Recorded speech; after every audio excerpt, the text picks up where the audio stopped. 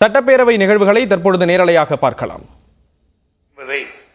முன்னெச்சரிக்கையாகவே ஒரு தீர்மானத்தை ஒரே நாடு ஒரே தேர்தல் என்ற பெயர் இருப்பதை சுட்டிக்காட்டி ஒரு தீர்மானம்.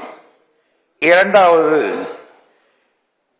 2026 ஆண்டுக்கு பிறகு மக்கள் தொகை கணக்கெடுப்பின் அடிப்படையில் தொகுதி மறுசீரமைப்பை செய்வதன் மூலம் நம்முடைய உரிமைகளை மத்திய அரசு பறித்துக் கொள்வதற்கு உண்டு என்பதற்காக அந்த உரிமையை காப்பதற்காக ஒரு தீர்மானம். ஆக ஜனநாயகத்தை காப்பதற்கு ஒரு தீர்மானம், நம்முடைய உரிமை பறிபோகாமல் இருப்பதற்கு ஒரு தீர்மானம். இந்த இரண்டு தீர்மானங்களை இங்கே நம்முடைய முதல்வர் அவர்கள் தீர்மானமாக படித்து காட்டியிருக்கிறார். இந்த இரண்டு தீர்மானத்தின் மீது பேசுவதில் எனக்கு மகிழ்ச்சி. காரணம், இரண்டாவது முறையாக நான் இந்த இரண்டு தீர்மானங்கள் மீது பேசுகிறேன். அது எப்படி இரண்டாவது முறை வரும் என்று கேட்டால், தலைவர் கலைஞர் அவர்கள் முதலமைச்சராக இருக்கிற பொழுது அவர் இரண்டு தீர்மானங்களை கொண்டு வந்தார்கள். ஒன்று, இந்திய ஜனநாயகத்தை குரல் வழியை கறக்கின்ற காரியம் ஒன்று அந்த காலத்தில் நடந்தது. எமர்ஜென்சியை கொண்டு வந்து அப்பொழுது தலைவர் கலைஞர் அவர்கள் அதை எதிர்த்து ஜனநாயகத்தை காப்பதற்கு ஒரு தீர்மானத்தை கொண்டு வந்தார்கள். அதன் மீது நான் பேசியிருக்கிறேன். உரிமையை பறிப்பதற்காக மத்திய சர்க்கார் பல திட்டங்களை கொண்டு வந்த பொழுது மாநில உரிமைகளை காப்பதற்காக மாநில சுயாட்சி தீர்மானத்தை இந்த மன்றத்தை கொண்டு வந்த பொழுது அதிலேயும் நான் பேசியிருக்கிறேன். எனவே அவருடைய அடிச்சுவடை ஒட்டி ஆட்சியை நடத்தி கொண்டிருக்கிற நம்முடைய தளபதி அவர்கள் அதே முறையில் இன்றைக்கு ஜனநாயகத்தை காப்பதற்கும் நம்முடைய மாநில உரிமை பறிபோகாமல் இருப்பதற்கும் இரண்டு தீர்மானம். இங்கே நம்முடைய தளவாய் சுந்தரம் பேசுகிற பொழுது கொஞ்சம் கால காப்பதம் கொடுத்து சிலதற்கெல்லாம் பக்குவம் எல்லாம் சொன்னார். ஒத்துக்கொள்கிறேன், அதெல்லாம் கொஞ்சம் நல்லவர்களுக்கு அதான் நல்லவர்களாக தான் புரியும். ஆனால் யூனிஃபார்மில் ஸ்கோர் போடுறது, ஒரே தேர்தல், ஒரே படம், அப்புறம் ஒரே மதம், ஒரே கடவுள், ஒரே இப்படி போற கிட்ட செல்லாது. ஆகியனால ஏதோ நம்பிக்கை வச்சு சொல்லியிருக்கீங்க, நான் தலையிடல, பரவாயில்ல, விட்டு பார்க்கலாம். ஆனால் நீங்க நம்முடைய அம்மையார் அவர்கள் பேசுகிற பொழுது சொன்னார், இது லோக்கல் பாடிஸுக்கு ஒத்து வராது. இதுக்கு ஒரு கமிட்டி போட்டிருக்காங்க, அந்த ஹை லெவல் கமிட்டி ஒன்று போட்டிருக்காங்க. அவங்க நம்ம தேர்தல் அதிகாரிக்கு ஒரு லெட்டர் அனுப்பிச்சிருக்காங்க.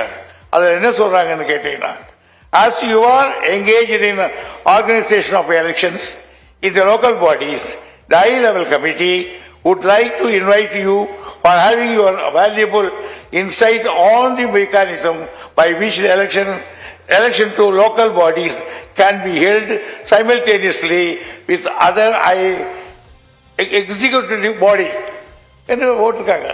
அதனால லோக்கல் பாடிஸுக்கு தான் சேர்த்து தான் வந்திருக்கு. மூன்றாவதாக, நீங்க அந்த கமிட்டி கிட்ட போய் சொல்லலாமான்னு கேட்குறீங்க. நிறைய சொல்லியிருக்கோம், எங்க வக்கீல் வில்சன் கூட போய் அங்கிட்ட சொல்லியிருக்கிறார். ஆகியனால இதெல்லாம் எடுபடாது. அவர்களுக்கு எப்படியாவது இந்த நாட்டை ஒரு மதமுள்ள நாடாக, ஒரே மதமுள்ள நாடாக, ஒரே கடவுள் உள்ள நாடாக மாற்றி கொண்டு வர வேண்டும் என்று பார்க்கிறார்கள். உலகத்தை முடிமன்னர்கள் எல்லாம் முடியை எழுந்துவிட்டு ஜனநாயகத்தை நோக்கி வருகிற காலகட்டத்தில், இந்த காலத்திலே குடியாட்சியை முடியாட்சி திட்டத்தை கொண்டு போகிற காரியத்திலே இன்றைக்கு மத்திய சர்க்கார், ஒன்றிய அரசு ஈடுபட்டு கொண்டிருக்கிறது.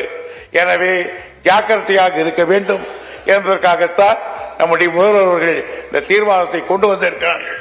எனவே இந்த தீர்மானத்தை எங்களுடைய கட்சி சார்பில் ஆதரித்து அமர்கிறேன். நன்றி.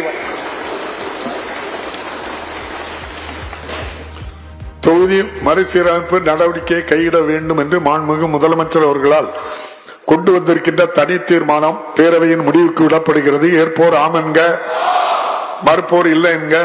மறுப்போரே இல்லை என்று கருதுகிறேன். மறுப்போரே இல்லை. தீர்மானம் ஒருமனதாக நிறைவேறியது.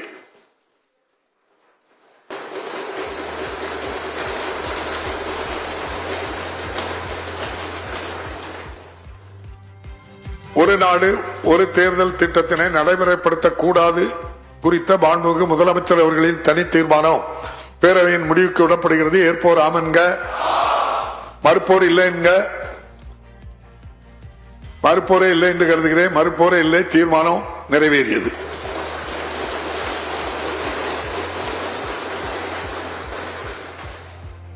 ஆளுநர் பேருரைக்கு நன்றி தெரிவிக்கும் தீர்மானத்தின் மீது விவாதம்.